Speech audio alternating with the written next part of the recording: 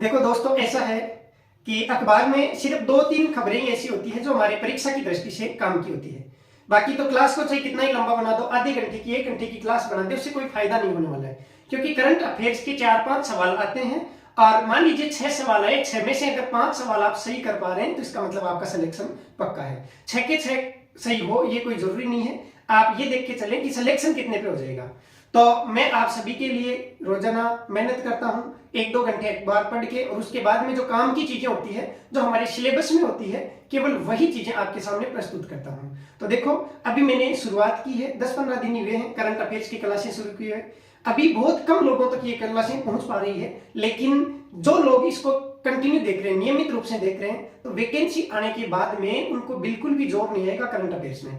क्योंकि वैकेंसी आने के बाद में आप जाओगे बुक डिपो से क्रोनोलॉजी खरीदोगे, या फिर आप मूमल पत्रिका खरीद के लाओगे, या पहले जो प्रतियोगिता दर्पण का भी चर्चा में थी वो खरीद के लाओगे, तो आपका बहुत सारा समय लगने वाला है। उसकी बजाय आप अभी से आदत पटक लें, और ऐसा अगर आप करेंगे तो आने वाले समय में आपकी करंट अफेयर्स पढ़ने की आदत पड़ जाएगी। और ये 4-5 मिनट की क्लास कोई ज्यादा नहीं है, इसमें कुछ ना कुछ रोजाना मैं आपको बताता रहूंगा, और जो न्यूज में आएगा वही बताऊंगा।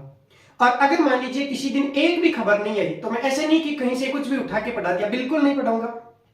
आपको जो खबर आई है, जो चर्चा में है, वही चीजें पढ़ाई जाएगी। क्योंकि मेरा मकसद खुद का आरएएस बनना है, और आपका भी मकसद यही होना चाहिए कि कोई ना कोई भर्ती, आप जो टारगेट आपने बना रखा है उसको पास करें, और उसमें जो चीजें पूछी जाए केवल वही पढ़ें। नहीं तो पढ़ने के लिए किताबें बहुत होती है, हमें लिमिटेड सिलेबस पढ़ना होता है। देखो, मैं खुद टीआरए भर्ती परीक्षा जो 2013 में वैकेंसी आई, उसमें पूरे राजस्थान में लगभग 10 लाख लोगों ने एग्जाम दी थी, लेकिन मेरी ऑल राजस्थान 28वीं रैंक थी।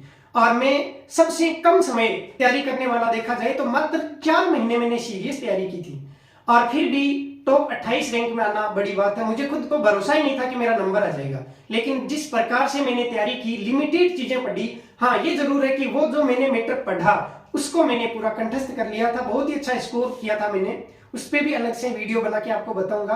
तो सबसे जरूरी ये होता है कि आप किसी भी परीक्षा को पास करें तो उसके लिए रणनीति होना बहुत जरूरी होता है। ऐसे नहीं कि कुछ भी पढ़ रहे हैं उसका एग्जाम से कोई संबंध नहीं है। आप जानते हैं करंट अफेयर्स की आपको खूब सारी क्लासें मिल जाएगी, लेकिन एग्जाम में क्या पूछा जाता है वो केवल वही बता सकता है जो खुद एग्जाम देता हो और काफी समय से कोचिंग से जुड़ा हो। मैं 2013 से कोचिंग में पढ़ा रहा हूं और 10 साल का अनुभव रखता हूं, तो लगभग राजस्थान की सभी एग्जाम्स के पेपर में देखता हूं, तो पता चलता है कि यार एग्जाम में क्या पूछा जा रहा है और लोग क्या क्या पढ़ लेते हैं। ठीक है, तो इसी को ध्यान में रखते हुए मैंने ये करंट अफेयर्स की क्लासें शुरू की है, ताकि आपका और मेरा दोनों का करंट अफेयर्स साथ साथ में तैयार होता रहे। तो चलो आज देखते हैं हम कि 12 मार्च के लिए क्या करंट अफेयर्स है। तो देखो, आरएस में क्या है कि जैसे राजस्थान प्लस भारत प्लस विश्व, कहीं से भी करंट पूछा जा सकता है। तो इसलिए हम जो महत्वपूर्ण चीजें हैं हम ज्यादा फोकस राजस्थान पे रखेंगे, लेकिन थोड़ा बहुत विश्व और भारत का करंट अफेयर्स भी देख लेंगे। तो जो ज्यादा महत्वपूर्ण है वही चीजें केवल आपको बता रहा हूँ, और रोज की 2-3 बातें बताऊंगा।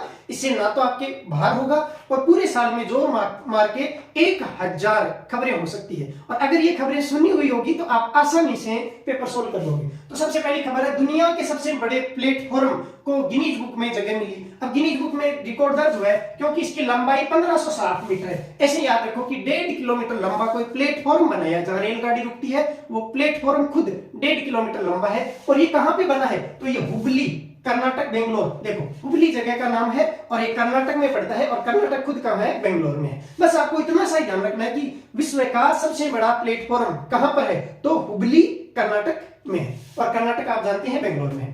उसके बाद में अगली चीज इंपॉर्टेंट है भी, देखो, क्योंकि राजस्थान में अपन ज्योग्राफी पढ़ते हैं और करंट में भी ये चीजें तो आती है, जैसे राष्ट्रीय उद्यान कितने हैं, वन्य जीव अभ्यारण्य, कंजर्वेशन रिजर्व है या टाइगर रिजर्व है। तो इनसे रिलेटेड एक सवाल ये है कि एमपी मतलब मध्य प्रदेश देश का पहला राज्य होगा जहां सर्वाधिक मतलब 6 बायोस्फीयर रिजर्व होंगे।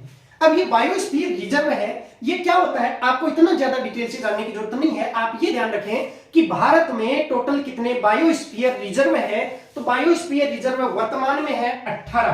देखो, आप कैसे भी याद करें, चाहे आपका तरीका कुछ भी हो सकता है। देखो, मेरा तरीका ये होता है कि मैं जो भी शब्द है उस शब्द को पकड़ लेता हूं। जैसे बायोस्फीयर रिजर्व है ना, तो मैंने इसमें बी को पकड़ लिया, बायोस्फीयर रिजर्व है। अब बी जो है वो देखो 8 जैसा दिख रहा है ना, इसका मतलब मुझे याद रह जाएगा कि 18 है भारत में। बायोस्फीयर रिजर्व है वो 18 है। अगर ये टेक्निक आप अपनाओगे तो आपके नंबरिंग में कभी दिक्कत आने वाली नहीं है। तो बायोस्फीयर रिजर्व 18 है और 3 प्रस्तावित है कहां के, मध्य प्रदेश के, और लगभग ये घोषित होने वाले हैं। जैसे ये घोषित हो जाएंगे तो 6 बायोस्फीयर रिजर्व हो जाएंगे मध्य प्रदेश में, और सर्वाधिक बायोस्फीयर का रिकॉर्ड बन जाएगा मध्य प्रदेश के नाम से।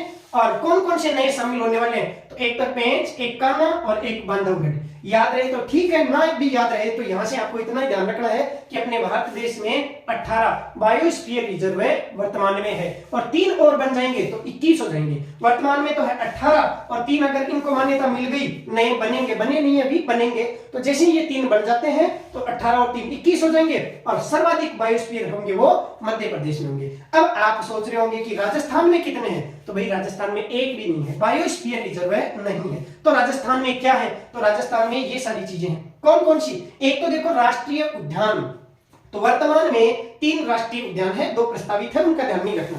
3 जो वर्तमान में राष्ट्रीय उद्यान है वो कौन कौन से हैं, तो एक तो रणथंभौर, ठीक है, एक केवलादेव और एक मुकुंदरा हिल्स, ठीक है। कैसे याद रखें, RMK याद रख ले, या रमक, जैसे रमक जमक होता है ना, तो रमक रेसे रणथंभौर, में से मुकुंदरा हिल्स, कैसे केवलादेव, ऐसे याद रख सकते हैं, रमक RMK, ठीक है। तो राष्ट्रीय उद्यान है, तो राष्ट्रीय उद्यान, तो इसमें देखो रे से शुरू हो रहा है तो आप रमक से याद रख सकते हैं, राष्ट्रीय उद्यान रमक, रे से रणथंभौर, में से मुकुंदरा हिल्स, कैसे केवलादेव, तो आपको याद हो गए होंगे। उसके बाद में वन्य जीव अभ्यारण्य, अब देखो वन्य जीव अभ्यारण्य है, इनकी संख्या याद रख लो, केवल 27 है वर्तमान में, ठीक है। कौन कौन से, इतना कोई नहीं पूछेगा क्योंकि संख्या ज्यादा है, जहां पे संख्या कम होती है वहीं पे पूछने का सवाल बनता है।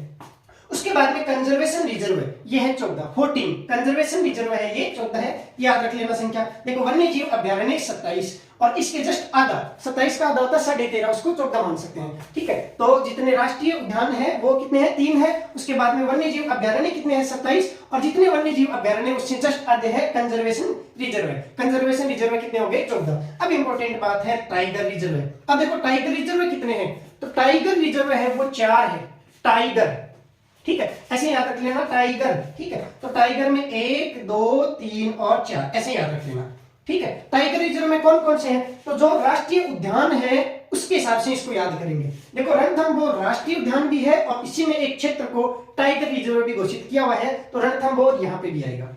रणथंभौर राष्ट्रीय उद्यान है, उसमें एक क्षेत्र है उसको टाइगर रिजर्व घोषित कर रखा है, तो वो भी टाइगर रिजर्व है, ठीक है। दूसरा केवलादेव, इसकी जगह आ गया सरिस्का, केवलादेव के पास में सरिस्का, तो केवलादेव और सरिस्का।